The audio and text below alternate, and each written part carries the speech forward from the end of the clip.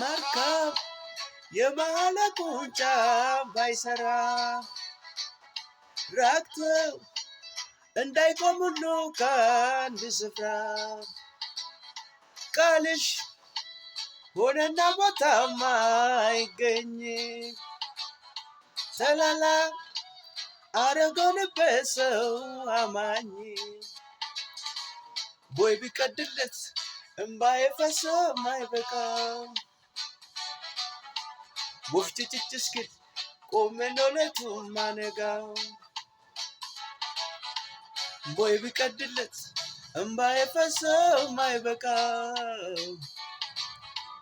ወፍጭ ጭጭ እስኪል ቆሜ ነው ሌቱን ማነጋው Kelawasyaane kesnaat